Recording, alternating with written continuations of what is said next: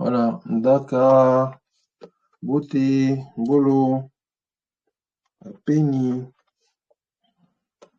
bienvenue à cette nouvelle séance sur les médiumnitaires. Donc aujourd'hui, on va continuer un peu sur les médiumnitaires parce que c'est un sujet assez dense, comme vous l'avez demandé. Donc j'essaie de vous donner quelques éléments de ce que moi-même j'ai pu apprendre.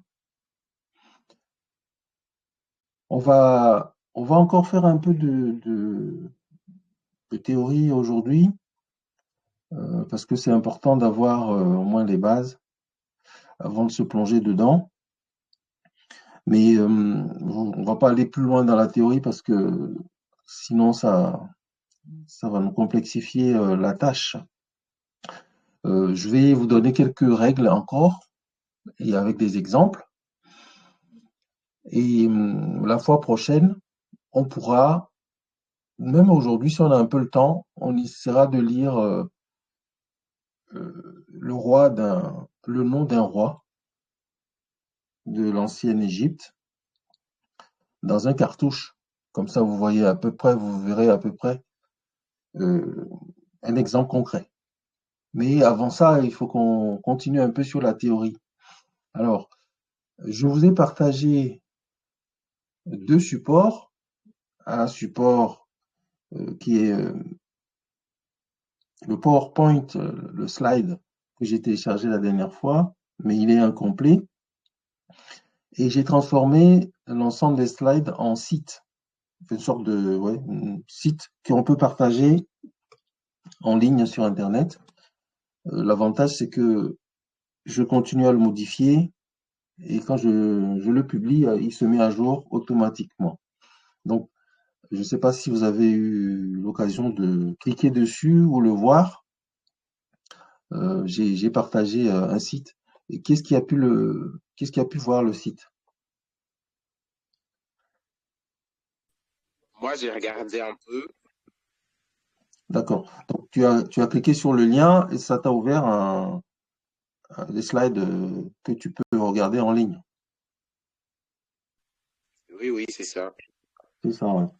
Donc, c'est un peu plus complet maintenant que ce que je vous ai partagé en PDF, d'accord? Et je vais continuer à l'alimenter. L'avantage, c'est que si je le mets à jour, je le publie, ça se mettra à jour automatiquement. Je crois que je vais transformer aussi tout ce qu'on a fait avant, notamment euh, les supports sur les, les savants de Kemet qu'on avait commencé. Je vais les rassembler dans un seul support et je vais les publier de la même façon. Comme ça, on pourra y aller facilement à partir de notre téléphone quand on a le lien. Mais alors, avant de continuer, je sais que c'est pas évident, les métiers notaires. Pour certains, ils comprennent un peu, d'autres, c'est un peu plus complexe. Est-ce que vous avez euh, des points de ce qu'on a vu la dernière fois que vous souhaiteriez qu'on éclaircisse un peu, qu'on aborde à nouveau? Parce que je sais que c'était un peu difficile. Est-ce que vous avez des points que vous souhaiteriez qu'on revoie un petit peu avant de continuer?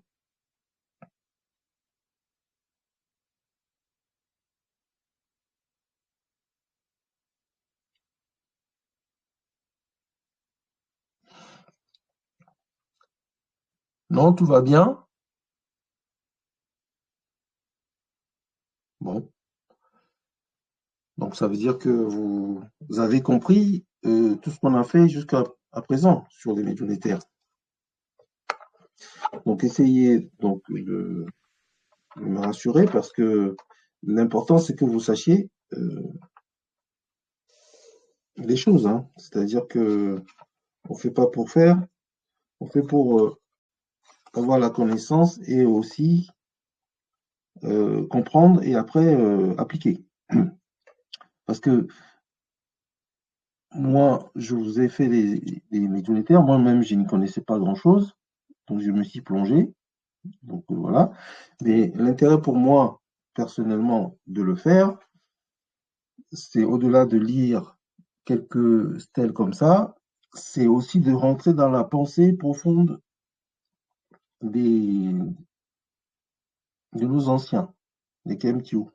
Parce que je vous ai mis à la fin des slides, d'ailleurs, quelques livres qui rappellent les travaux de Cheikh Anta Diop, de Théophile Obenga, de Dibomba Mbok, qui sont des personnes qui ont travaillé sur les médounétaires, mais avec le regard négro-africain, et qui ont démontré que nos langues négro-africaines ont une identité génétique avec les médounétaires.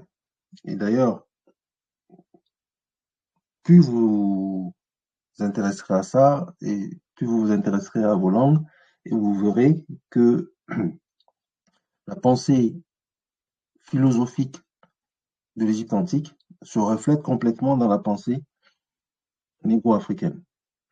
Il y a des mots qui sont des mots qui viennent, dont la racine se retrouve aussi dans les médounétaires, puisque les médounétaires, comme on l'avait défini, les Grecs disent les hiéroglyphes, mais les anciens Égyptiens eux-mêmes appelaient leur langue les médounétaires, c'est-à-dire, on va le décrire comme ça, comme des paroles divines, mais néther renvoie à la divinité, certes, et Médou, c'est l'ensemble des choses, on dit parole, mais c'est l'ensemble des signes que la nature nous renvoie. Et donc vous verrez d'ailleurs que les signes qui ont servi, qui servent à écrire les hiéroglyphes, les médounétaires, les signes qui servent à les écrire, c'est les signes du quotidien, que ce soit de la nature que l'on voit, ou de la nature,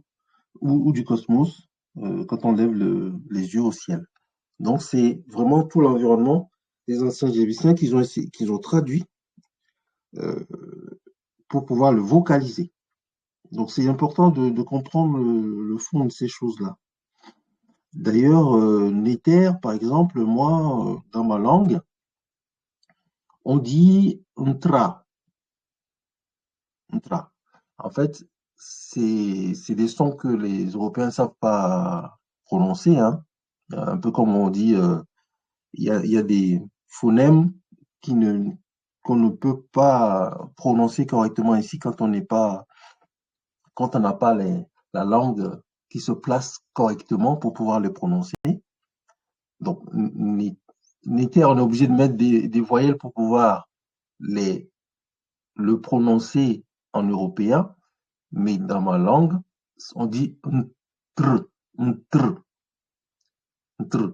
D'ailleurs, j'ai un cousin qui s'appelle Ntraho, Ntraho. Ça veut dire, le tra là, c'est le néther, c'est NTR. Et ho, ça veut dire maison. Mais c'est pour vous dire que si vous prêtez l'oreille, ou si vous travaillez sur ça, vous verrez que les médiumnitaires ne sont rien d'autre que la- la- le prolongement, en fait, ou bien les langues négro-africaines ne sont autres que les prolongements des médiumnitaires.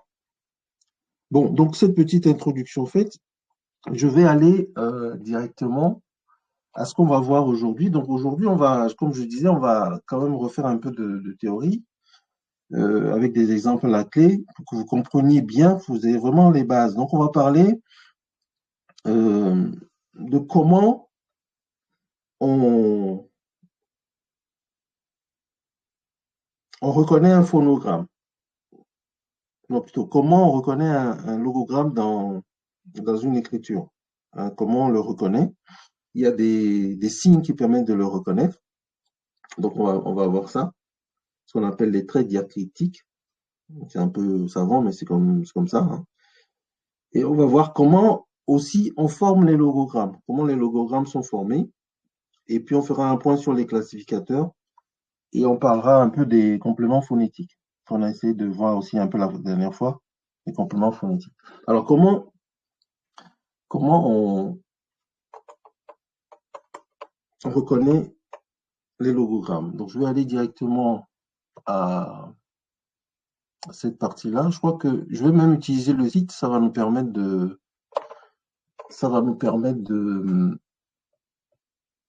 naviguer plus facilement. Donc voilà, là je suis sur le site que je vous ai partagé. Et donc là, il y a le sommaire et je vais aller sur les phonogrammes. Donc, phonogramme. On va descendre un peu. Ça, on l'avait déjà vu, ce que c'était qu'un phonogramme. Les unitaires, les bilitaires, les trilitaires, les quadrilitaires. Et on va descendre sur le principe de rebut, on l'avait vu aussi. Donc, père, péri, pérette, tout ça. Rina, qui veut dire avec. On fait un peu de révision en même temps. Là, les logogrammes, les signes mots, Ra, Tchebout, les signes indiciels. On représente l'effet par la cause. Les signes symboles, comme le symbole Ankh.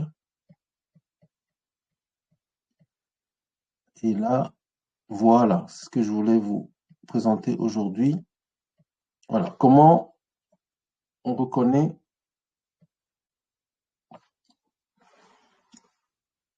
les logogrammes. Donc, dans un texte, pour reconnaître que le signe en question est un logogramme, souvent les scribes mettent un trait à côté. On parle de trait diacritique. C'est un terme savant, mais voilà, on parle de trait diacritique. Et donc, vous avez là, à l'écran, vous avez quatre mots qui sont écrits avec des signes et il y a un trait qui montre que ce signe-là est un logogramme. Et comme on l'avait dit, le logogramme permet de donner le sens et la prononciation et le son. Un logogramme permet de donner le son et la prononciation. Donc, on va faire un petit exercice là. Donc là, vous voyez bien les traits qui sont à côté des signes. Et ces signes-là sont des logogrammes. Et donc, qui est-ce qui veut me lire les mots que l'on voit à l'écran? Moi, je veux bien. Alors, Du le coup, premier. Direct, Alors, le premier que tu vois, qu'est-ce que tu vois? un œil, Oui, le demi-pain là, oui, et puis une barre. voilà. Donc la barre, c'est le trait, ce qu'on appelle le trait diacritique, d'accord? Donc l'œil en lui-même, c'est un logogramme, puisque le trait diacritique permet de dire que c'est un logogramme. Donc on va lui associer un son, et puis un sens. On voit l'œil. Donc l'œil, c'est l'œil, d'accord? Son sens, c'est l'œil. Et le son que tu vas prononcer, tu as dit direct, c'est ça? Oui, c'est ça. Voilà, donc c'est pas en translittération, le J, c'est I, Ah, ok. d'accord? C'est I. Donc on va dire IRT, d'accord? C'était pas très, c'est pas, toi tu l'as lu en français, mais en fait, le J se lit à un I. Donc, c'est, on va dire, Jirette. OK? Ok. Le deuxième mot, c'est tout simplement A. Donc, le bras. A, le bras. Le troisième mot, alors vas-y. Euh, des Németh, Exactement. Német. Voilà, Német. Et le quatrième mot, Niout, exactement. Ni-août. Puisque le J, comme je viens de le dire, se lit I.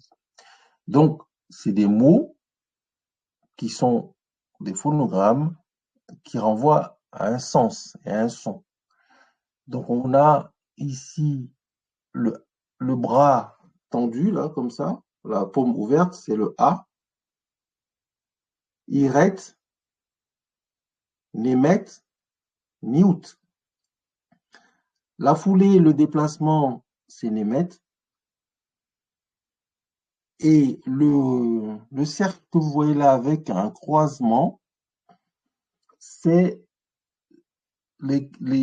à la croisée des chemins. Et ça signifie la ville. Et vous le verrez souvent dans les textes, quand on a ce logogramme-là, euh, ça veut dire qu'on parle d'une localité, d'une ville. Alors, vous voyez que le trait diacritique, euh, il est à côté du signe, mais il n'est pas, c'est pas pour le T, c'est pas pour la galette de pain qu'il est là, c'est pour le mot en lui-même, parce que la galette de pain, T, c'est un peu comme on mettrait, je sais pas moi, un E muet ou, tu vois, sur un mot, ça ne se lit pas, mais le signe en question auquel est associé le trait diacritique, c'est le signe mot, c'est-à-dire l'œil, le bras, la foulée, la ville. Donc voilà, ça c'était un petit point euh, complémentaire sur les logogrammes que je voulais vous montrer. Donc on va continuer. Alors comment sont formés les logogrammes? Je vais on peut aller directement là. Comment sont formés les logogrammes? euh, un peu. Formation des logogrammes. Voilà. Comment sont formés les logogrammes? Mais c'est très simple. Donc là, alors qu'est-ce qu'il veut me décrire? Ce qu'on a à l'écran là. Hein, comment sont formés les logogrammes? Je me place bien. Allez-y. Qu'est-ce qu'il veut? Bien.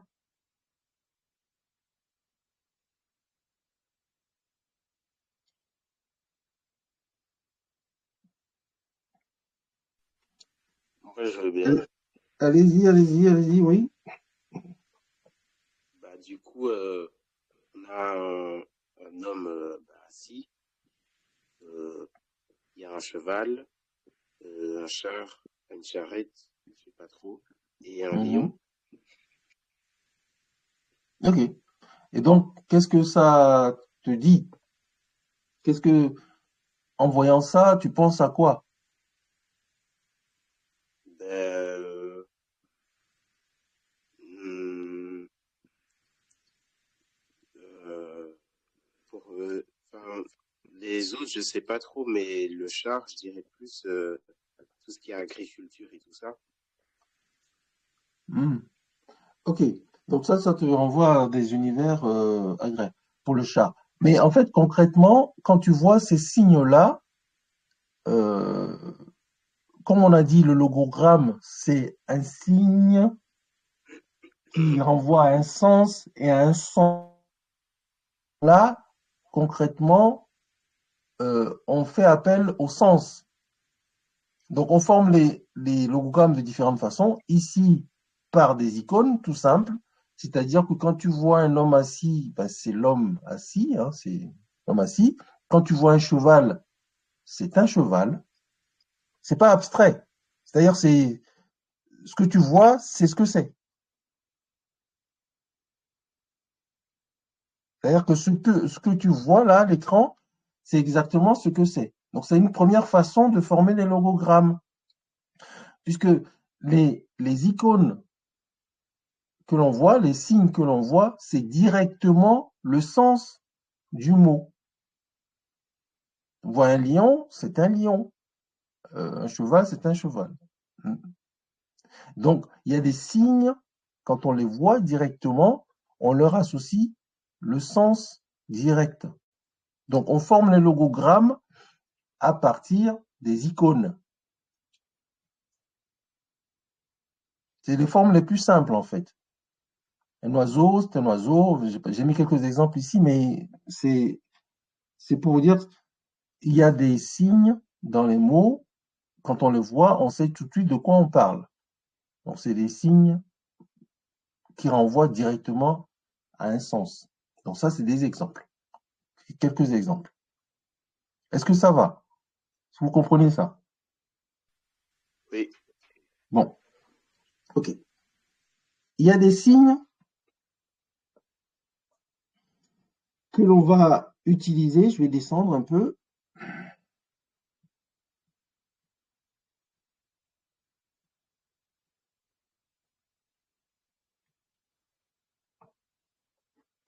Il y a des signes qui renvoient plus à une idée.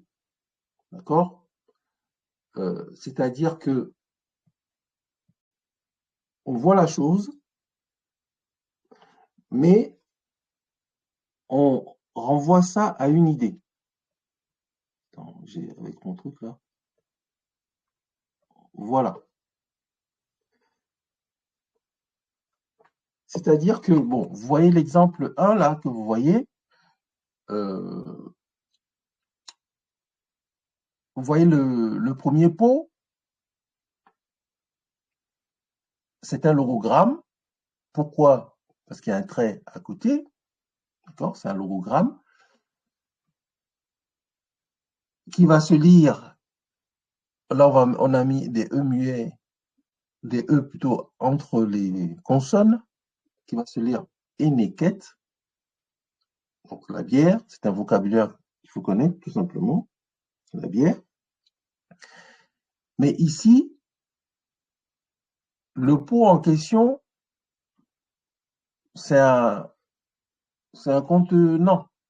C'est un contenant. C'est-à-dire qu'il va renvoyer à l'idée de la bière. Donc, le pot en question, c'est pas la bière. Ça renvoie à l'idée de la bière. Hum les icônes, on a vu tout à l'heure, on voit le truc, on sait ce que c'est, direct. Mais là, on voit que c'est un vase, mais ça nous renvoie à une autre idée. C'est un vase de bière. Donc, on va dire c'est la bière. Hum Dans le même ordre, on a le pot à côté, qui est un pot avec une corde autour, tressé une corde autour, et une sorte de anse. C'est un pot aussi, ou un vase aussi, mais qui renvoie à l'idée de lait. Irech. Irech, c'est le lait, parce que ce pot sert à transporter le lait.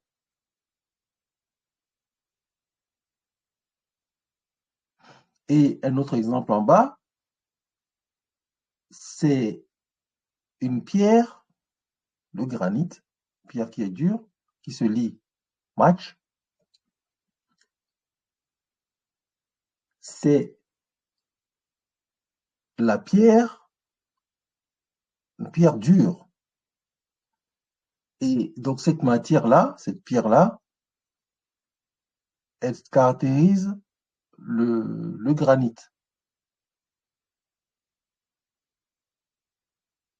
Donc, ces exemples-là que vous voyez, c'est qu'on utilise un signe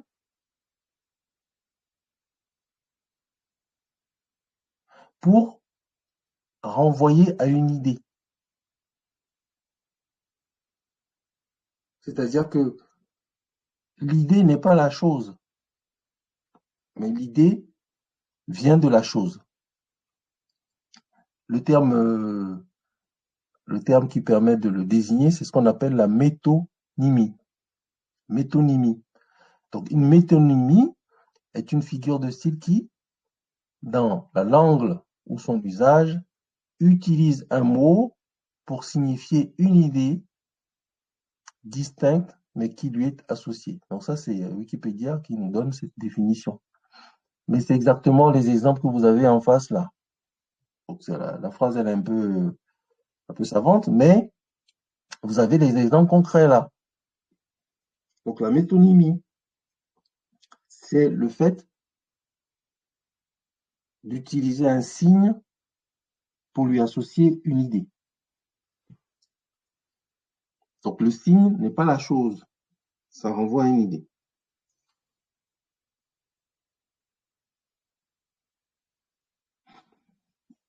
Est-ce que c'est compris? Si ce n'est pas compris, dites-le moi, je vais répéter.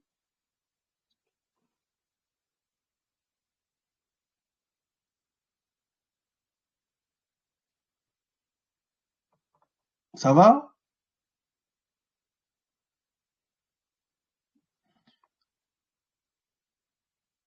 Bon, j'ai pas de réponse. Ok. Oui, Je tout va bien. continue. Oui, ça Je va. continue. Je continue. D'autres exemples de métonymie.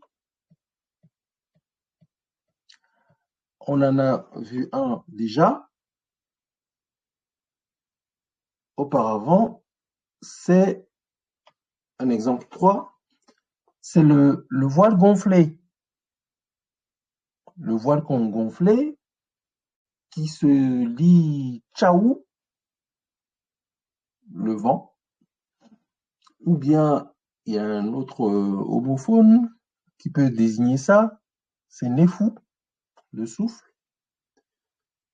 Donc c'est aussi une métonymie, c'est-à-dire que là, l'exemple concret, c'est que on essaie de traduire l'effet du vent en dessinant un voile gonflé. Puisque le vent, on ne le voit pas. On le sent, enfin encore que, ouais, on l'entend souffler, on le sent, on le voit par ses effets en fait. On le voit, on voit l'effet du vent par ce qu'il produit dans la nature. Quand il fait bouger les choses, quand il souffle, le son, etc. Donc la façon dont les anciens Égyptiens ont essayé de traduire ça, c'est en mettant un voile gonflé, qu'on appelle le tchaou. Donc un autre exemple, et un dernier, ce qu'on va lire, le séchoute, c'est l'ombre, donc on voit une sorte de parasol là. Le parasol renvoie à l'ombre. Le parasol renvoie à l'ombre. Donc là, dans ce cas précis, c'est le contraire. C'est-à-dire que on a un parasol donc, qui sert à quoi? Eh bien, à nous protéger du soleil, donc à nous mettre à l'ombre.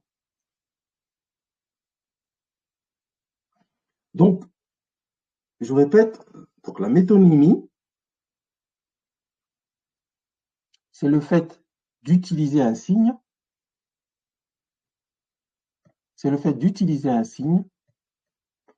pour renvoyer à une idée.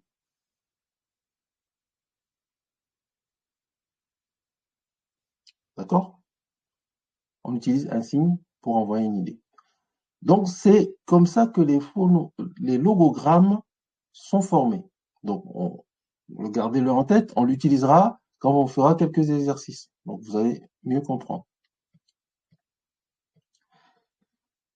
Et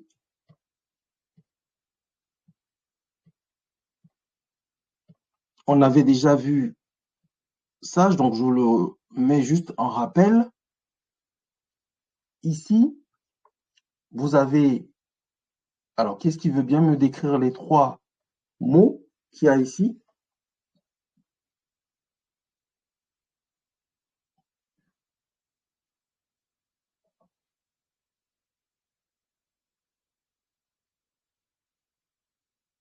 Allez-y. Il y a trois mots là. Donc, c'est quoi?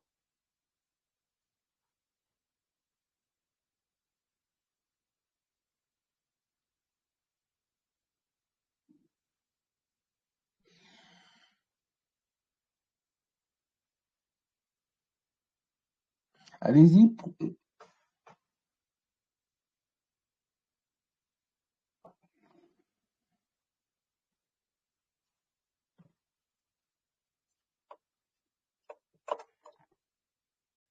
Vous êtes encore avec moi ou pas? Là, il faut participer. Oui, Donc, oui, on est d'accord. alors, qui est-ce qui veut bien me décrire Mais par les contre, trois mots? attendez. Donc, les trois Je veux mots bien. Vas-y. Vas-y, Adéwale. Non, c'est pas Diwali, c'est Alexandre. Ah, c'est Alexandre. OK. Donc, vas-y, Oui. Alexandre.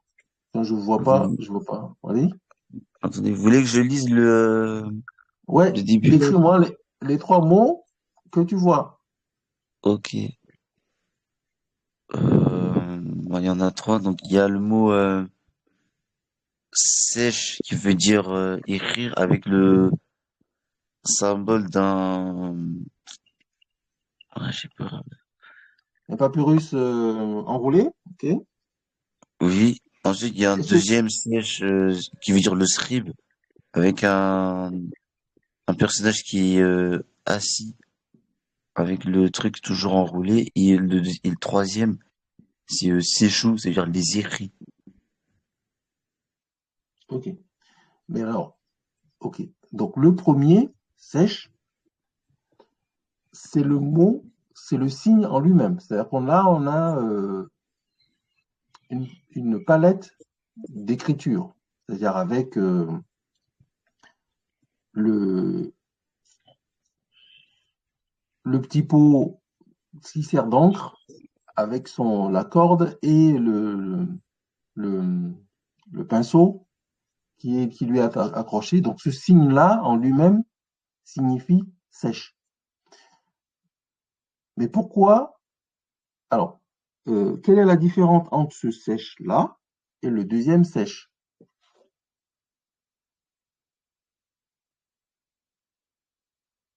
Quelle différence vous voyez?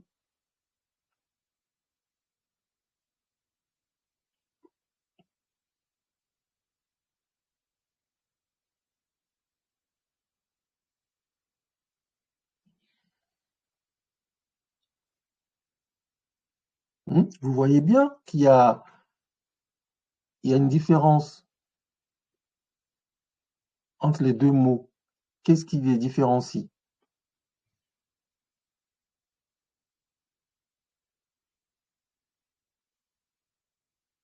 Ça se voit, il ne faut pas aller chercher des choses très compliquées. C'est ce que vous voyez à l'écran qu'il faut me décrire.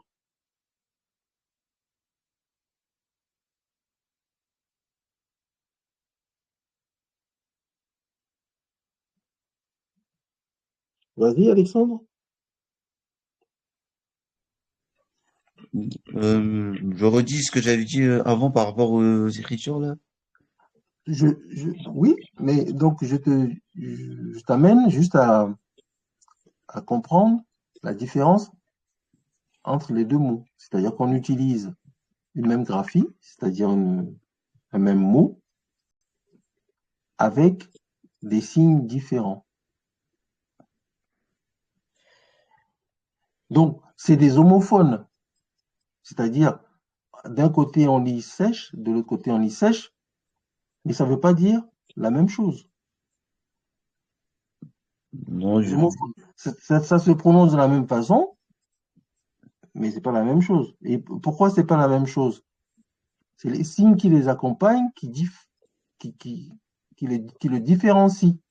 Et le signe qui l'accompagne, comment on appellerait ça? C'est quoi le signe qui les accompagne dans les Médounétaires? Qu'est-ce que ça représente, le signe qui les accompagne? attendez, euh, Donc les autres, faites travailler un peu vos ménages. Le signe qui les accompagne, comment on appelle ça? je crois, attendez. Moi, je pense que ça s'appelle un sémantogramme, un classificateur, Exactement. quoi. C'est un classificateur. On a vu ça. Donc, le signe qui accompagne le signe sèche, hein, c'est un classificateur. Donc là, on a un classificateur de écrire, donc le papyrus enroulé, qui renvoie à l'abstraction, quelque chose d'abstrait, quelque chose qu'on ne peut pas vraiment appréhender, quoi, toucher. D'accord? Quand on utilise le papyrus comme ça renvoie à l'abstraction. On le verra dans plusieurs autres mots. C'est l'abstraction. Et on a un autre sémantogramme, un classificateur, qui est l'homme assis, qui veut dire l'homme, tout simplement. Donc l'homme assis, auquel on associe la palette qui permet d'écrire. Donc là, on ne parle pas de la palette, on parle de celui qui utilise la palette, donc c'est le scribe. Donc là, concrètement, on utilise l'agent pour l'action qu'il fait.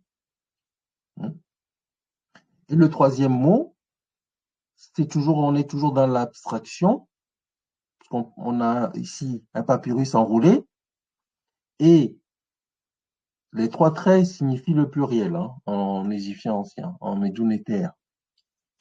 Les trois traits signifient le pluriel. Donc on va dire, souvent quand on utilise le pluriel, on écrit ou. Donc c'est chou. Et là, c'est pas les scribes, mais c'est les écrits. Est-ce que vous voyez bien la différence entre les trois mots là? Vous avez bien compris la différence entre les trois mots qui s'écrivent avec le même signe. Le signe prépondérant. Le premier signe, c'est sèche. Donc la palette de l'écriture, de l'écrivain. Donc dans un premier cas, avec le papyrus enroulé, ça renvoie à écrire. Avec le scribe, avec l'homme plutôt, c'est le scribe. Et avec les trois traits, c'est les écrits. C'est-à-dire le premier mot avec un S à la fin. Les écrits. Donc, je résume. La métonymie, je reprends, c'est un terme, la façon dont les logogrammes sont formés. Donc, on a vu que, un, c'est par des icônes. Donc, on voit l'objet, on renvoie directement à l'objet. C'est-à-dire ici, les icônes. Un homme assis, c'est l'homme assis, le cheval, c'est le cheval, etc. Donc, il donne directement le sens du mot. On a une autre façon de former les logogrammes, c'est-à-dire qu'on prend un objet,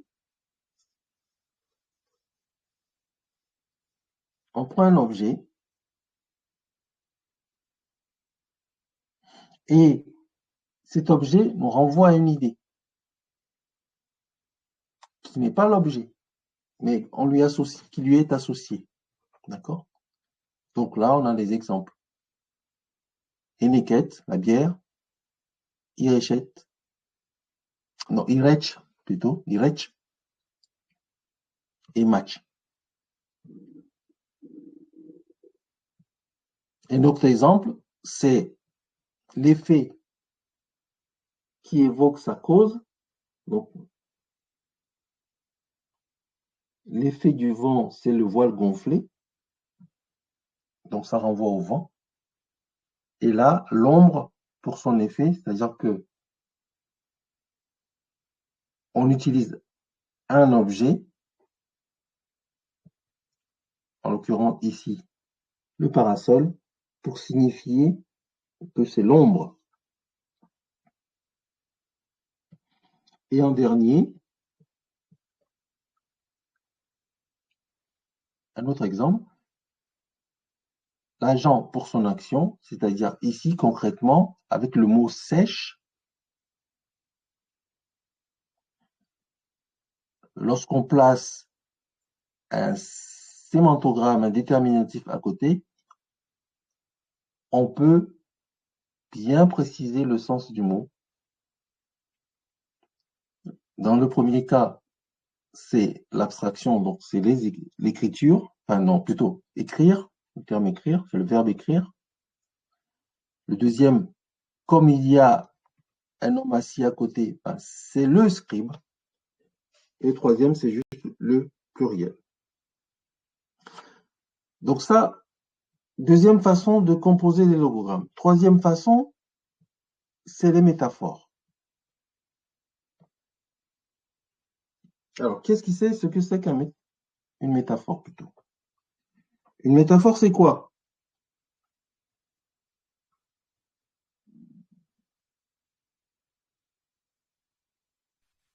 C'est quand on compare quelque chose, mais un, sans un mot pour comparer, comme par exemple le mot comme, mais on va pas dire, je sais pas, enfin, c'est un truc pour comparer, quoi.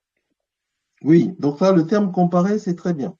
C'est exactement, c'est un mot qui s'utilise, une métaphore, c'est pour comparer quelque chose. C'est-à-dire qu'on désigne quelque chose par autre chose,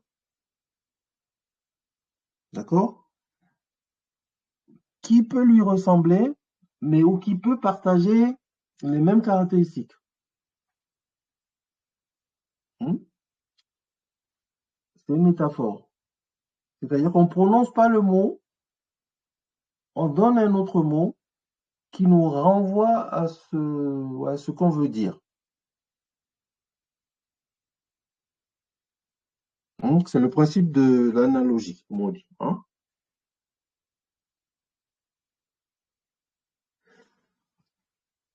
Donc, vous avez la définition, j'ai donné une source là, j'ai pris ça sur le site de la langue française, donc c'est une définition un peu plus complexe, mais c'est exactement ce que Toth nous disait.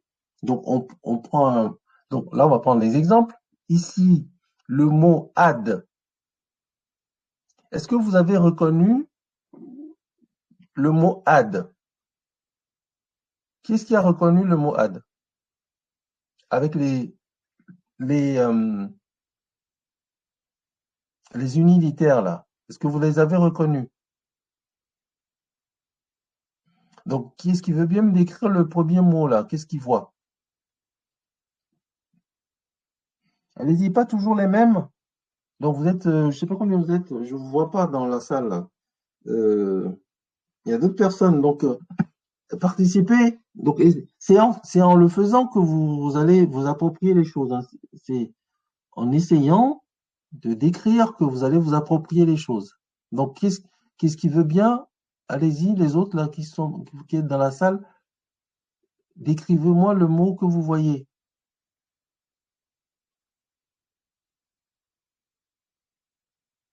Moi, je veux bien essayer. Oui, vas-y. Bah, c'est un vautour percoptère. Mhm. avec une paume de main vers le haut Mhm. et un crocodile. D'accord. Donc, oui, alors, le vautour, c'est quelle lettre? C'est A. A. Donc, c'est A, c'est dans. Donc, c'est quoi exactement comme. Un bilitaire. Un bilitaire. Non, le A,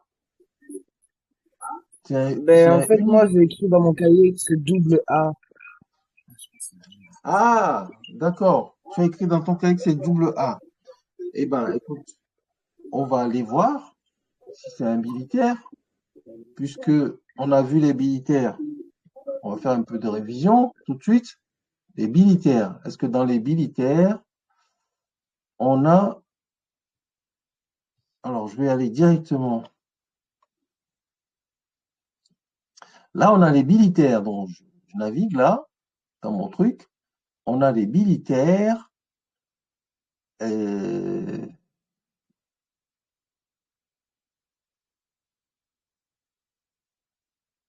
et le vautour percoptère n'est pas dedans. Donc, le vautour percoptère de mémoire, pour moi, c'est un unilitaire A. Ouais, c'est un A. Le vautour percoptère, c'est A. Donc, attendez, je vais revenir un peu aux unilitaires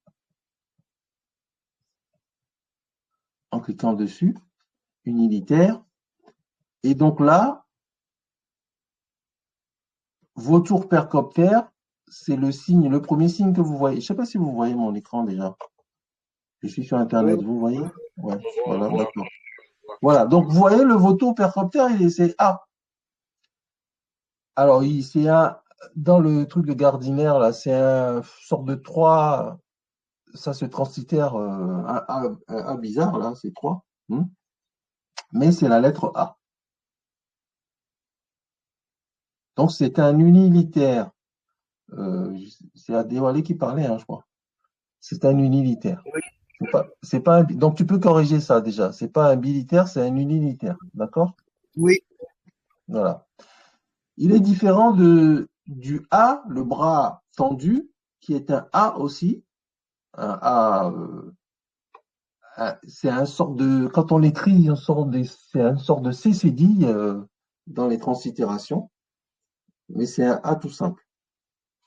C'est un unilitaire. Donc, pour revenir à nos moutons, j'étais où là? J'étais dans les logogrammes, je crois. Et les logogrammes, comment on les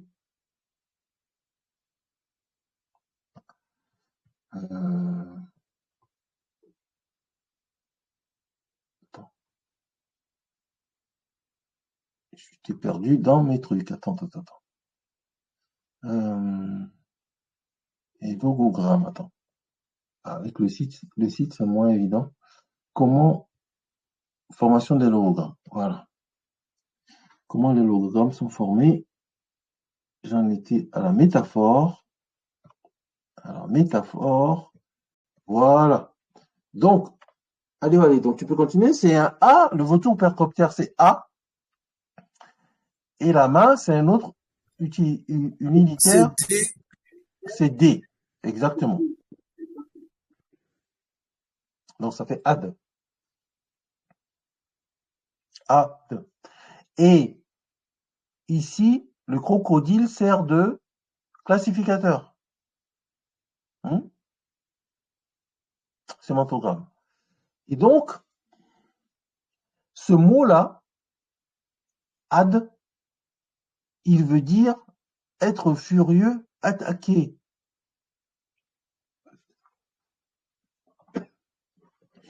Alors, on voit bien ici qu'on a utilisé le crocodile, parce que le crocodile, il n'est pas gentil, hein. C'est un animal qu'on craint, qui est vorace. Donc ça, c'est un exemple de métaphore. Donc le terme had avec le crocodile signifie être furieux, attaqué. Donc on a utilisé le crocodile pour signifier qu'on est en train de parler de quelque chose de dangereux. Donc un deuxième exemple. Donc vas-y, tu veux continuer? Vas-y, lis-le-moi et essaie de me décrire les signes que tu vois, les différents signes. Il y a une corde tressée, Mhm, un filet d'eau, mhm. un pain, ouais, un petit pain, et Oui, un demi-pain, oui. ouais, un demi-pain, et je sais pas ce que c'est, des feuilles, je pense, Ouais, voilà, bon, des feuilles, oui. et puis un crocodile. Voilà. Alors, qu'est-ce que tu reconnais comme signe, déjà? Et La corde donne-moi leur. tressée, Et donc, c'est quoi la corde tressée? c'est le H aspiré, Exactement. Donc, c'est un H avec un point en dessous. C'est un H aspiré. Très bien. le filet d'eau, c'est un N, Tout à fait. Très bien. demi-pain, c'est T, C'était. D'accord. et Donc, ici, et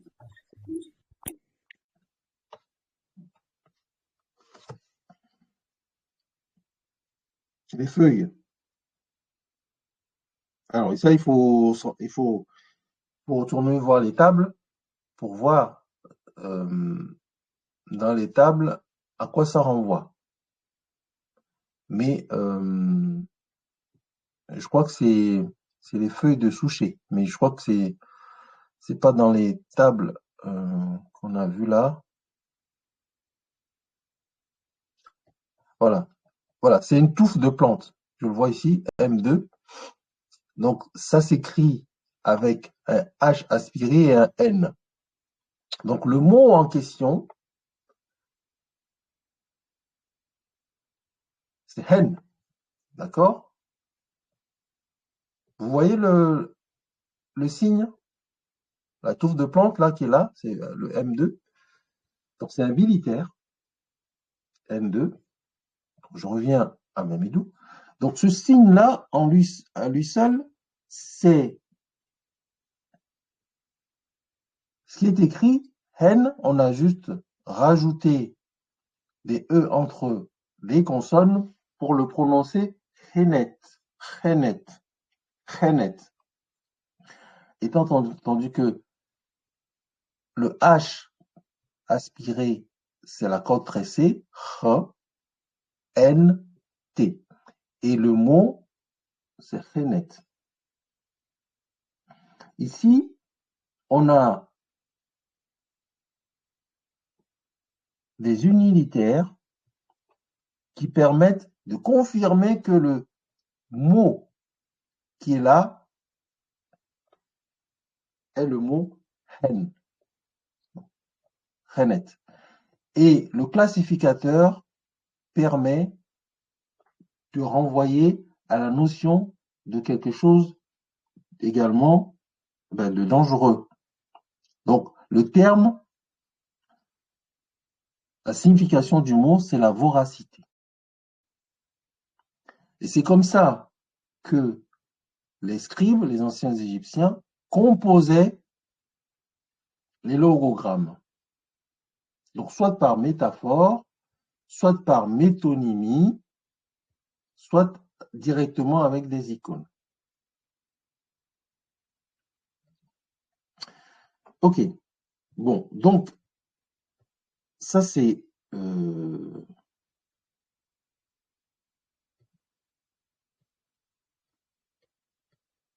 deuxième chose que je voulais voir avec vous aujourd'hui. Et pour terminer aujourd'hui, on va voir les compléments phonétiques.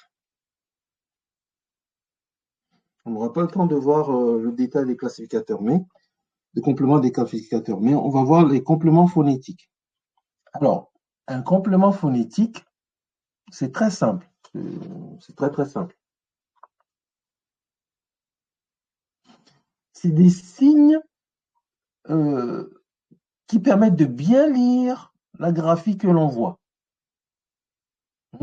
C'est des signes qui permettent de bien lire la graphie que l'on voit. Ce sont des signes qui sont placés autour ou à côté d'un autre signe et qui permettent de préciser la prononciation.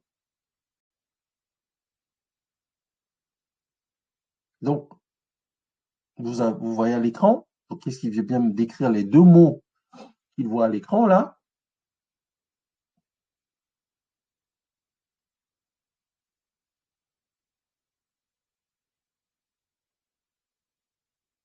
Allez-y, Eva, à toi. Le premier, on a une sorte de... je sais pas trop comment ça s'appelle. Un sorte de long Oui, bâton, mais ouais, bon voilà, avec ok. une forme circulaire en haut. Mhm, On a un hibou, mhm. et en dessous, on a une sorte de... un œil, mais avec enfin, juste la forme. Ça ressemble... Toi, ça te renvoie à un œil. Je sais pas trop c'est quoi. Je ne sais pas ce que c'est. Alors, donc, dans tes tables là, bon, on va faire peut-être l'exercice, hein, on va dire. Bon, voilà. Le mot, on ne sait pas ce que c'est encore. On ne sait pas comment le prononcer. Mais le scribe nous dit, pour le prononcer, tu utilises le hibou et puis le signe que tu n'as pas encore reconnu qui est en bas. Donc le signe hibou, c'est quel signe si tu dois le translittérer? Euh,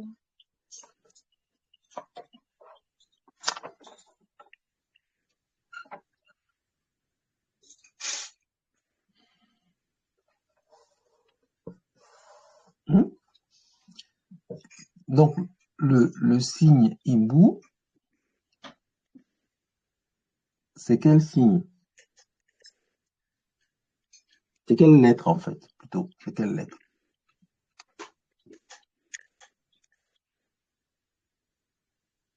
C'est le M. Le signe hibou, c'est un unilitaire qui est M. D'accord? D'accord? Très bien. ok. Et le signe qui est en bas, c'est quoi? C'est pas un œil. Je te dis tout de suite, c'est pas un œil, mais ça renvoie à un autre signe. Donc, il faut, c'est pas de la magie, hein. Il faut prendre les tables et repérer tout simplement les lettres comme on utilise la table alphabétique, hein. Parce que vous pouvez pas tout deviner de tête. Soit vous les connaissez, vous les comprenez, ou alors il faut aller chercher l'info. Par exemple, concrètement là, si je vais dans les unilitaires, je vois bien que la chouette ici, c'est la lettre M, et ce signe-là qu'on n'avait pas à reconnaître tout à l'heure, Eva, c'est le R, c'est la bouche, c'est une bouche, Ah, ok. tu vois, tu vois. Donc, le mot qu'on essaye de lire, eh ben, comme on ne le connaît pas, le scribe nous aide. Il nous aide. Il dit, bah, tu connais pas ce truc? En l'occurrence, c'est un ciseau à bois. Eh ben, ça se lit MR. Il a rajouté des compléments phonétiques pour qu'on puisse le lire. Donc, le ciseau à bois, comme ça se lit MR. MR. D'accord? Mais Le même ciseau à bois peut servir à écrire un autre mot.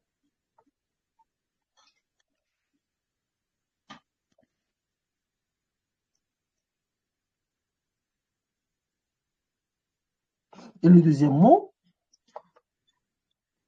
il nous dit qu'il y a le son du pied dedans. Et ce son du pied, alors le pied, c'est quoi? On retourne dans la table des unitaires. Eh bien ici, le pied, bah, la jambe, autant pour moi, la jambe même, puisque ça prend la jambe et le pied. Donc la jambe, c'est le signe B. Donc le mot, il y a le complément phonétique B, et donc le mot, c'est ab.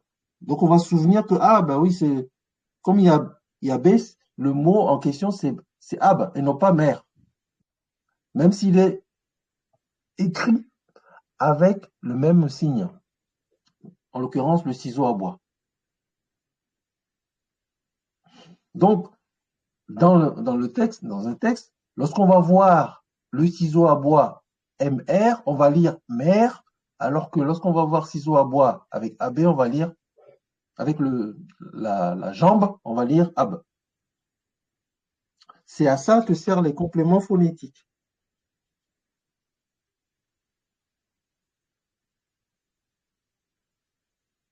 Donc, les compléments phonétiques, ils ne servent qu'à déchiffrer le signe qu'ils accompagnent.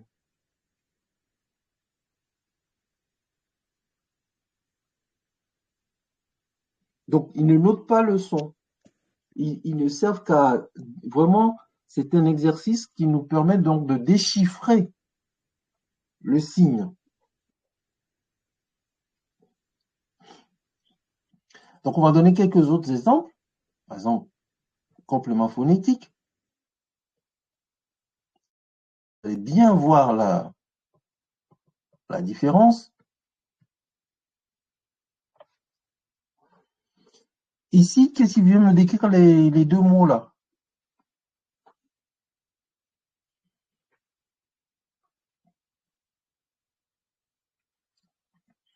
Allez-y, quelqu'un qui n'a pas encore parlé, par exemple.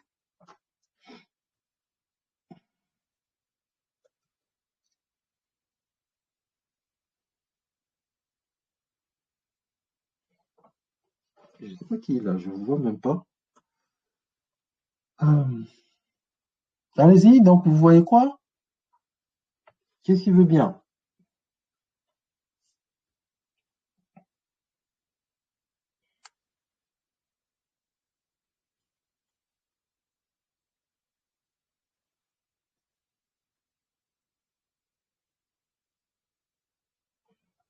Allez-y, allez-y, ça traîne un peu là.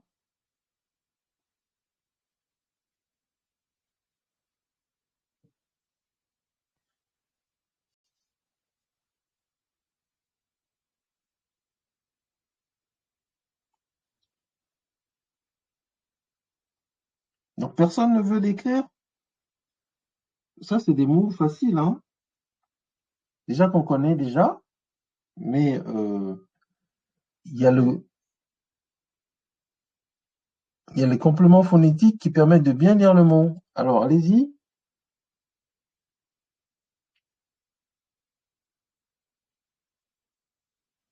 Il faut... Qu'est-ce qui veut bien lire là? Bon. Charis, Oui. tu veux bien y aller? Alors, tu vois. Je vois dans la première image une guitare, ou oui, une guitare, comme ça. Mhm. Dans la deuxième image, il y a une guitare avec un ver de terre plus une bouche ouverte. Dans la troisième image du bas, il y a la croix ancre. Dans la quatrième, il y a la croix ancre. Je sais pas, une fermeture éclair et un soleil. Ok, donc ça, c'est ce que toi tu vois. Mais, bon, donc, ça, c'est le fruit de ton imagination. C'est ce que tu vois. Mais bon, comme tu connais pas, on connaît pas les trucs, donc le premier signe que tu appelles guitare, enfin, vous savez que ça ressemble à une guitare. Mais ce n'est pas une guitare. C'est un signe, est-ce que c'est un unilitaire, un bilitaire ou un trilitaire? Déjà. Un unilitaire. Enfin, le premier, c'est un... Non, un trinitaire, un trinitaire. Un trilitaire. Alors, pourquoi? Parce que bon, on a de fortes chances que ce soit un trilitaire, puisqu'il y a 3 consonnes là rassemblées. Donc, ça peut être un trilitaire. Bon, je vais faire l'exercice directement avec vous. On va aller voir. Je m'échappe un petit peu. Je reviens. Parce que c'est important que vous ayez l'exercice, la plasticité des choses. On va aller voir les trilitaires. Donc voilà les trilitaires. Et. Donc le signe qui ressemblait pour toi à une guitare, lorsqu'on va dans la table des trilitaires, c'est le cœur et sa trachée.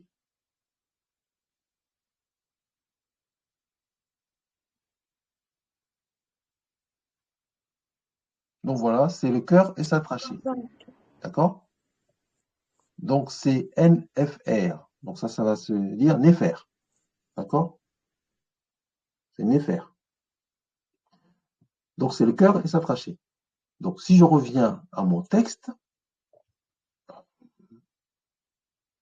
je vais revenir à complément phonétique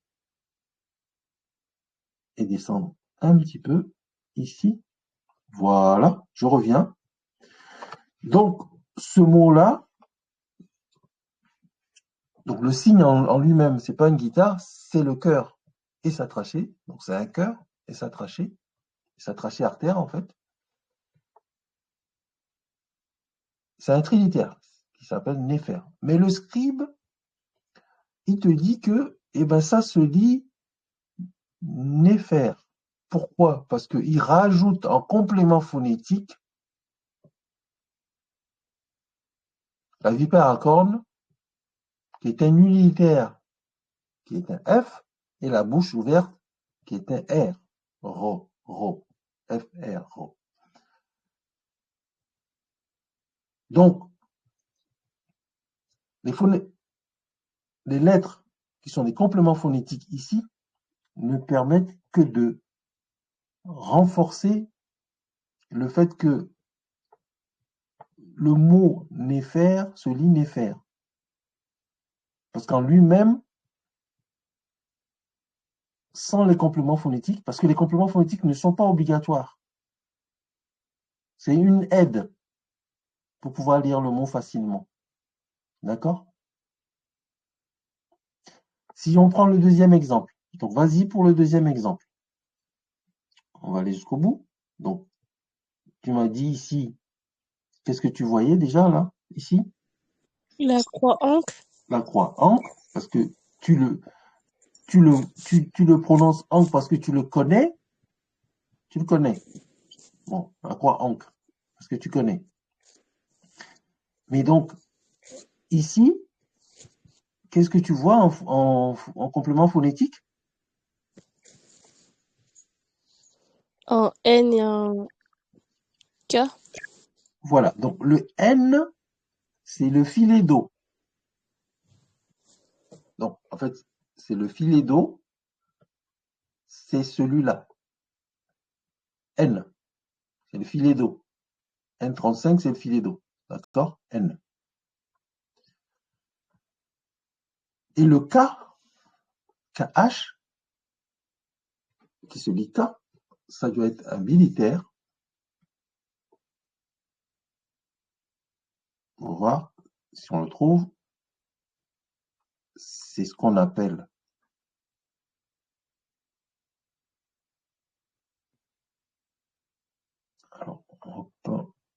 C'est ça un peu.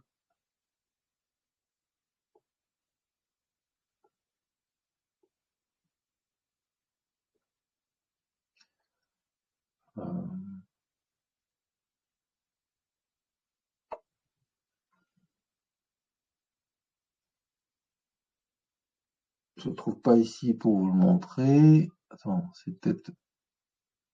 On va chercher dans l'autre table alors. Voilà. Donc c'est un unilitaire qui est là.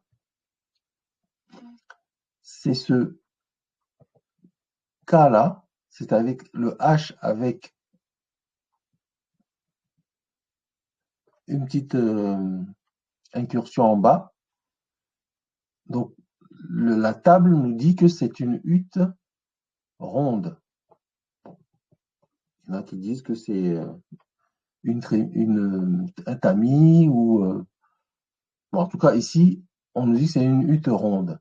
Donc ce mot-là, il se translitère KH ou bien selon d'autres translittérations un X. Mais nous on a vu que c'était un KH. Donc si je reviens à mon mot, donc ankh, le complément phonétique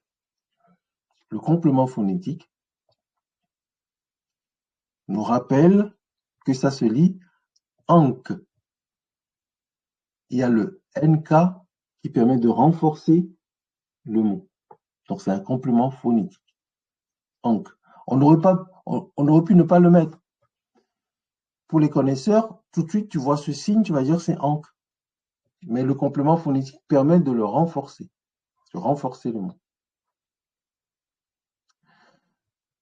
Donc voilà, je crois que je vais m'arrêter là pour aujourd'hui parce que c'était assez dense ce qu'on a vu aujourd'hui, mais c'est des règles. C'est des règles importantes parce que si vous ne les connaissez pas, eh ben, vous ne pourrez pas lire ou bien décrire les hiéroglyphes, hein, les stèles. Il y a encore 2 ou 3 trucs que je voulais voir, mais là, on a un peu débordé. On a un peu débordé sur le temps. Je vais juste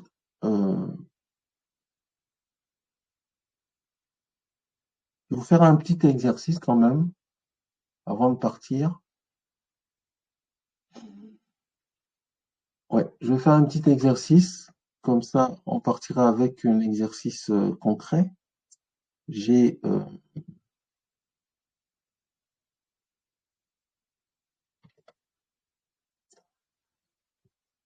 capturé le nom d'un roi là, dans une capsule, sur une stèle, dans un cours, et j'aimerais bien vous le faire lire, décrire. On va rentrer dans du concret. Alors,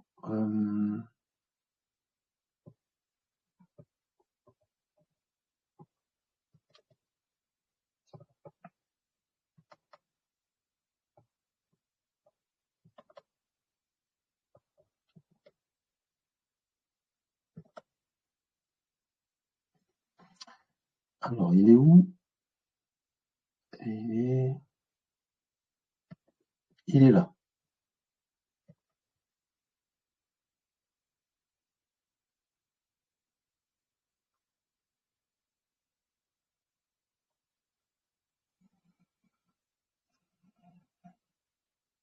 Attends, j'ai pas fini, je vais juste faire quelque chose.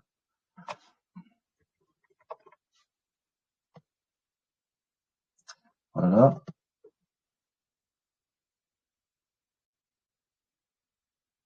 Alors, je ne sais pas si vous voyez mon écran. Je ne sais pas ce que vous voyez d'ailleurs.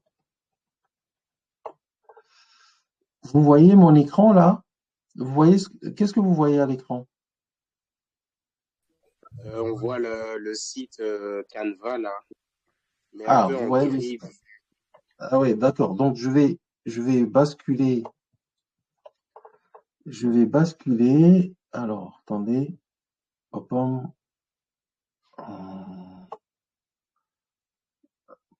je vais partager. C'est comme je change un peu de truc là. Partage. Comment on fait? Voilà. Je vais partager un autre écran. Bim.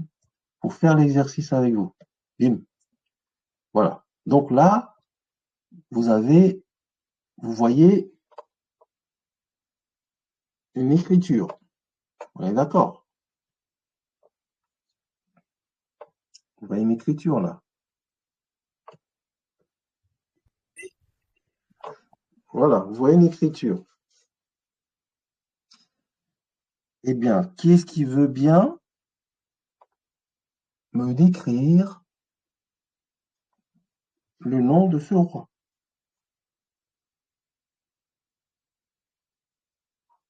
Qu'est-ce que vous lisez? Intéressant. Moi, je veux bien essayer. Eh bien, vas-y, Tot. Fais-moi la translittération. D'abord, il y a le roseau, là. Mhm. Puis, il y a le filet d'eau. Au-dessus, là, je sais pas trop ce que c'est. Après, il y a le petit pain, enfin le demi-pain. Le poussin, encore un demi-pain. Et puis, Ankh. Et puis, ça, je crois que c'est un sceptre, mais je suis pas sûr. Oui. Après, on dirait une bougie. Et puis, Mhm. ça, je sais plus. Je crois que non, je sais plus. Ah, bon, alors, qu'est-ce que tu peux me lire à ce stade dans le texte que tu vois? Qu'est-ce que tu peux me lire à ce stade?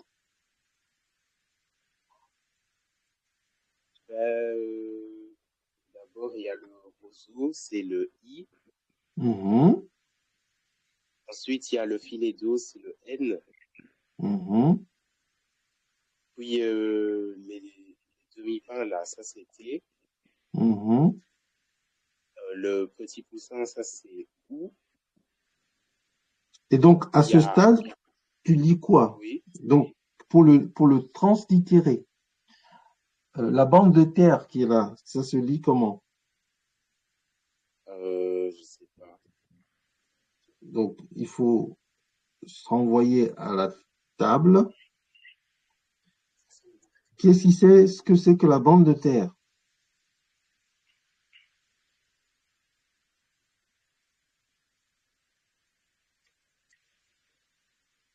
Aidez-le, les autres, utilisez la table, les tables.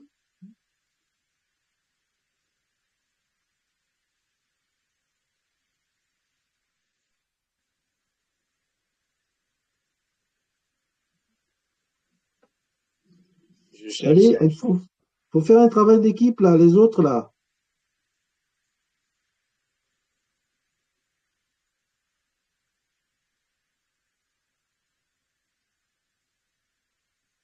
Il y a un sceptre.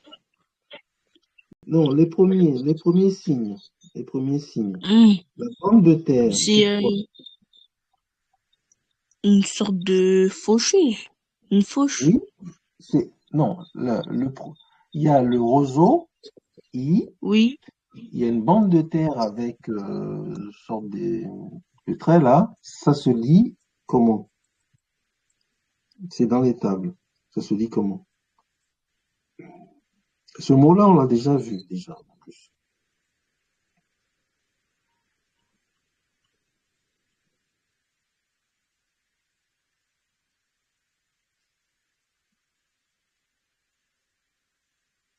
Vous n'avez pas trouvé?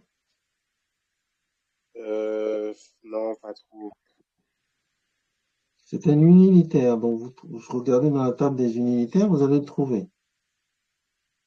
Ok.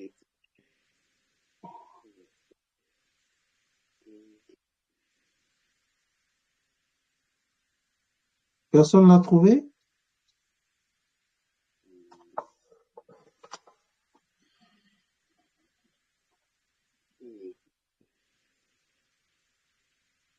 Donc on a I,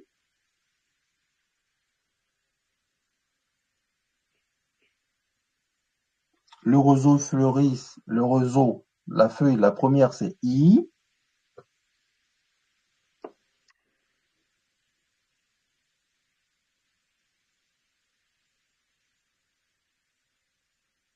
On a déjà vu ce mot, hein, plusieurs fois même.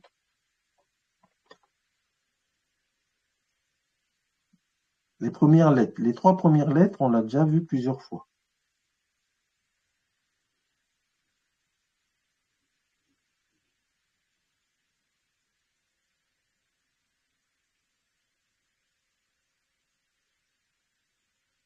Personne ne se rappelle?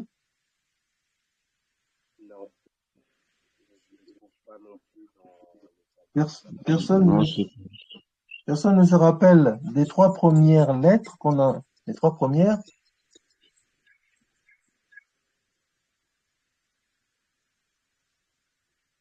Hmm.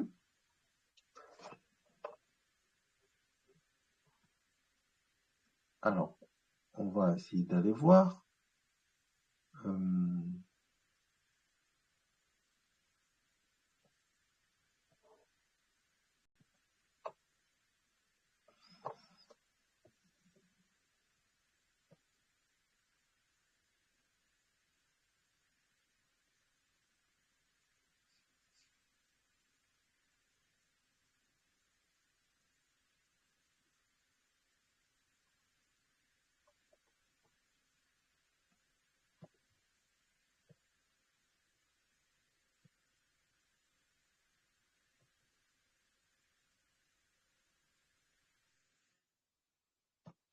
Donc, je l'ai trouvé dans les militaires.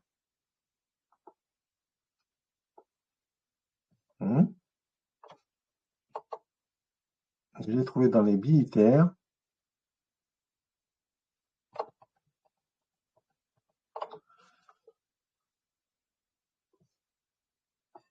C'est un damier.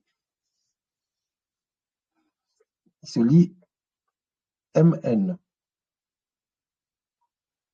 C'est un damier.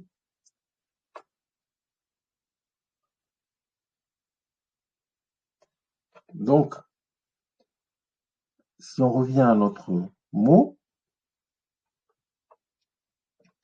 donc, toi, tu étais à dire donc le premier, donc la feuille c'est I, Oui, ça tu le sais? oui, Bon, le damier, donc la bande de, les gens, certaines disent la bande de terre, ou bien en tout cas, ici c'est un damier, donc qui sert, c'est un jeu d'échecs là. Donc, il se lit M, N, et oui. le filet d'eau, c'est quel Ça, c'est N. N. Donc, le premier, les 3 premières lettres, tu vas les lire comment? Euh, I, Imnen. Voilà. Mais on va pas doubler le N. Donc, si vous Imné. utilisez la règle des compléments phonétiques, donc ça va être I, M, Imen, ou bien Amen, ou bien Amon. Tu vois, les 3 premières lettres là se lisent Imen, Amen, Amon. C'est ça que ça veut dire. Quand on a vu, quand on a vu l'Énéade d'Héliopolis, on a déjà vu ce mot. Amon-Ra, ça s'écrit Imen, Imen avec un soleil à côté. Donc, le terme que vous voyez là, Imen, ça veut dire Amon en fait. Ou bien Imen. D'accord? Donc, pour le translittérer, tu vas écrire I plus MN plus N. Donc, ça va se lire Imen et non pas Imenen. Tu vois la différence? Oui, Voilà. Donc, pour le translittérer, tu vas écrire I plus MN plus N. Mais ça va se lire Imen. D'accord? ok. Après, tu continues la translittération. Donc, tu vas écrire quoi? Bah, du coup, T, T plus, ou, et puis encore voilà, T, plus. le T, du coup, Donc, ça va se dire comment? toute, Toutes. Après, si tu continues la translittération, tu vois, qu'est-ce que tu vois? en, Ankh. Et tu vas lire comment? euh, bah, en, Oui, mais donc, non, si tu relis le mot à partir du T, tu vas lire quoi?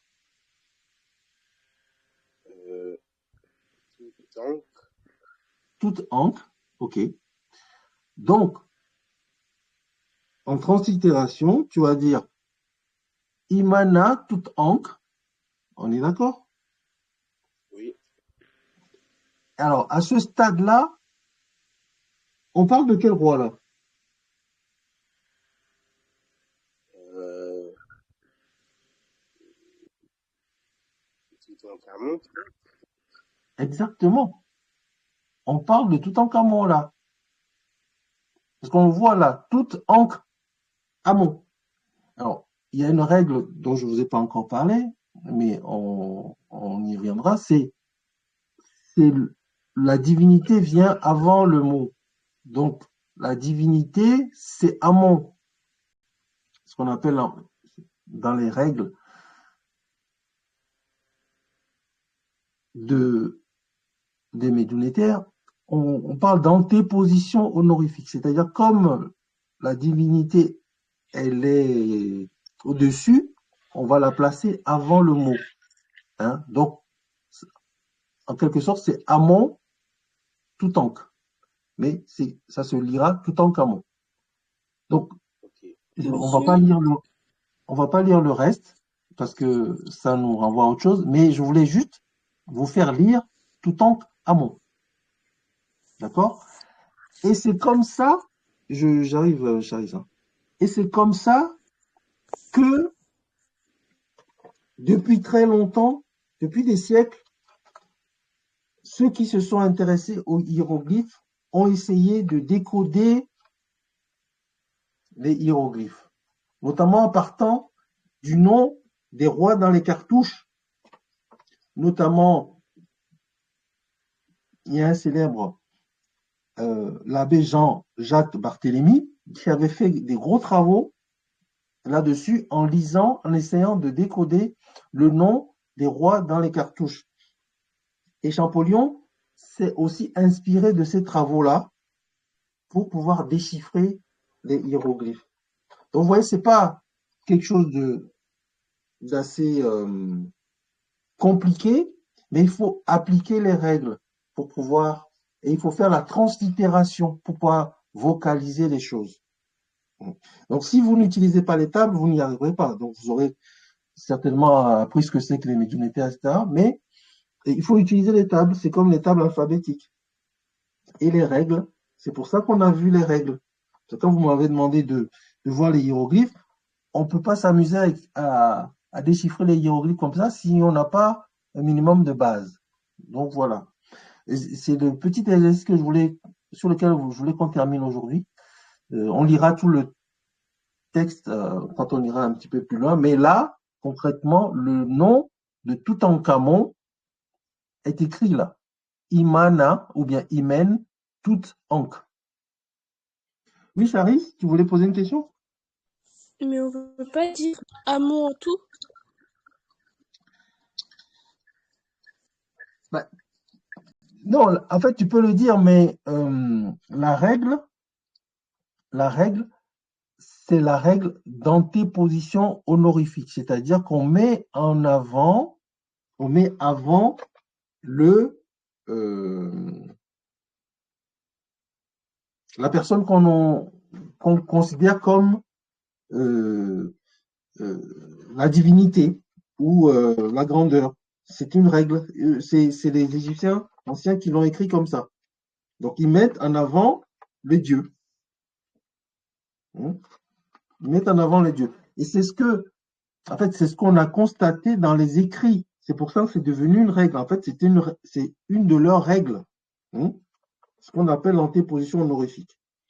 On ne l'a pas vu, mais c'est cette règle-là qui est appliquée à ce niveau-là. D'accord? On met toujours la divinité avant le mot. Donc, c'est une règle à connaître, tout simplement. On l'avait déjà vu aussi quand on a parlé justement, des hiéroglyphes. Vous voyez de la façon dont on a écrit Médounéter. Hein. Donc, je vais partir d'ici. Je vais revenir au partage de mon texte là, comme ça, on va revenir partager mon écran. Non, c'est pas celui-là que je voulais partager.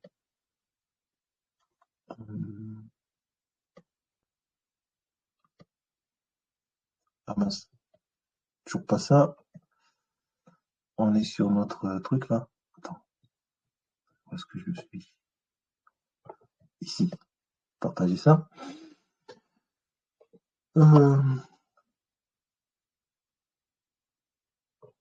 Donc là, je reviens à mon texte. Ici, voilà. Donc, vous voyez mon écran là? Voilà. Donc, vous voyez Médounéter, dans Charis. Tu vois, mais on lit Médounéter, mais qu'est-ce qui est écrit concrètement? Si tu veux le lire comme tu veux le lire, toi, qu'est-ce qui est écrit? Il est écrit Néter, Médou. Puisque le drapeau, c'est Néter. Et le bâton, là, c'est le Med, Médou.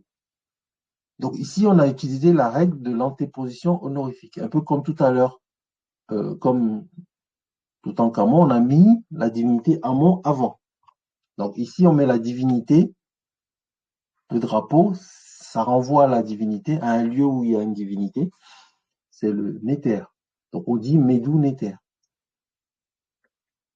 Et je vous ai réécrit Médou Néter d'une autre façon, ici, en utilisant, puisqu'on a un petit peu progressé maintenant, en utilisant la règle des compléments phonétiques, que j'ai combiné avec la règle de l'antéposition honorifique.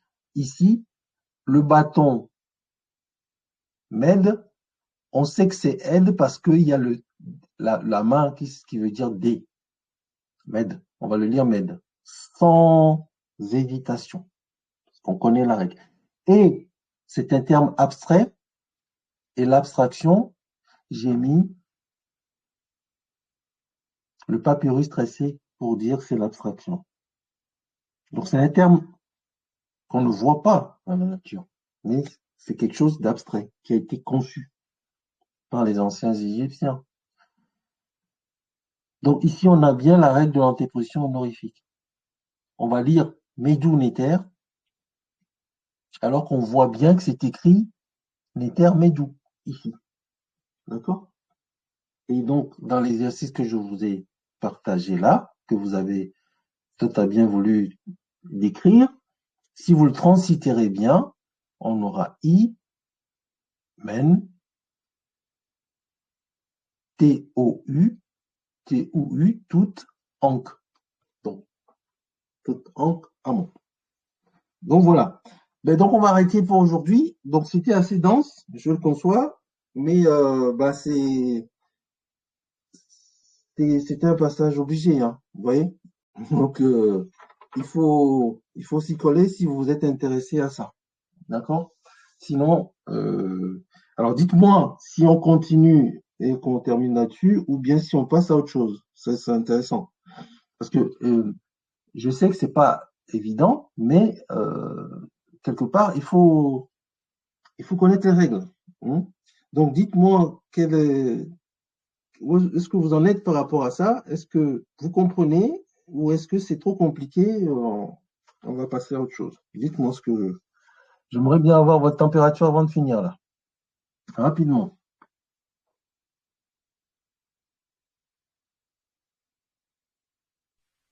Moi, je veux bien commencer. Oui, vas-y toi. Ben, moi, j'ai trouvé ça bien.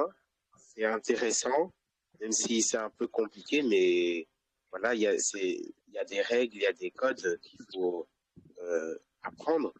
Mais c'est très intéressant. Du coup, bah, moi, j'aime bien.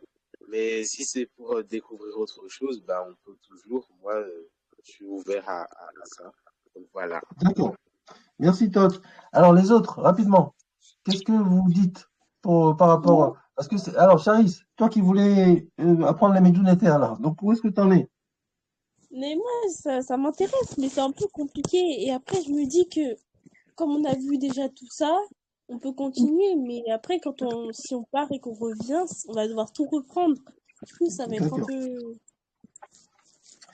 Ok. Ben, en tout cas, ce que je vous ai dit moi, c'est que euh, je vais pas vous apprendre euh, les Medjugorje. Il faut des années pour ça. Hein. Il faut que vous compreniez bien ça. Hein. C'est-à-dire que les Medjugorje, c'est comme si tu essayais d'apprendre une langue que tu connaissais pas. D'accord? Et c'est pas en 3, 4 leçons, 5 leçons que tu vas y arriver. Derrière, il faut que c'est pour susciter en vous l'intérêt, puisque vous avez un intérêt à ça, ben, c'est pour susciter en vous l'intérêt, mais je vous donne quelques règles de base, les plus basiques des basiques, et après, si vous voulez aller plus loin, il faudra vous y mettre, vraiment, d'accord? Il faudra vraiment vous y mettre. Mais je suis obligé, parce que moi j'aime bien faire les choses, donc on va pas bâcler, donc je suis obligé d'aller dans ce niveau-là d'explication pour que vous ayez au moins la base. Hein, c'est ça. Donc je retiens que bah, c'est compliqué, je le sais, mais on va aller encore, je pense, encore 2 séances. La prochaine séance, c'est pour travailler un petit peu plus sur les classificateurs, mais j'ai 2 ou 3 choses à vous dire là-dessus. Et après, on fera des exercices comme on a fait tout à l'heure, en lisant des noms de rois, d'accord? Dans les cartouches. Comme ça, on aura terminé avec ça. Et on pourra passer à autre chose. Ça va pour les autres? Alors, vous avez quelque chose à compléter? Dites-moi. Alex, Adewale, Eva. Ah, j'ai vu que Janeya s'était connectée. Allez. Donc, Janeya, par Ouais, exemple. Bah, Non, vas-y, ça c'est Alex. va, juste merci. Alors, qu'est-ce qui parle? à part tout ce qui est hiéroglyphe, Oui, il y a aussi qu'on doit comprendre la traduction de ça, des signes par exemple, c'est un peu compliqué. Mais après, sinon le reste, on a tout compris. Ok, merci Alex. Qui d'autre voulait parler? Je crois que Adewale voulait parler? Oui, moi, ça va, j'ai assez facile, mais bon, je vais faire de traduire. D'accord. Janeya? c'était compliqué, mais ça va, moi j'ai un petit peu compris. Ok. Eva? Moi aussi, c'est un peu comme toi. J'ai compris un peu et bah, j'ai pas grand-chose à rajouter. D'accord. Bon, donc là, je vous ai partagé le lien du site. Hein. Si vous cliquez dessus, vous avez le support en ligne. D'accord? Je vais continuer à l'alimenter et bon, bah, on se retrouve la prochaine fois pour. Alors, j'espère. Oui, on va travailler sur les classificateurs Et on terminera, comme je dis, peut-être pas la prochaine fois, mais la fois d'après, on lira, on fera quelques exercices pour lire les noms de rois. Parce qu'il y a beaucoup, beaucoup de choses à faire sur les médiumnitaires. On va pas pouvoir tout faire. Là, c'est déjà 5 leçons. C'est du simplifié, du simplifié, du simplifié, mais c'est déjà 5 leçons. Hein. D'accord? Bon, ben, en tout cas, merci. Bon dimanche à vous. Et puis à très vite. Donc, connectez-vous sur le lien que je vous ai partagé. Vous aurez les supports en ligne. Donc voilà. Donc, Miadogo.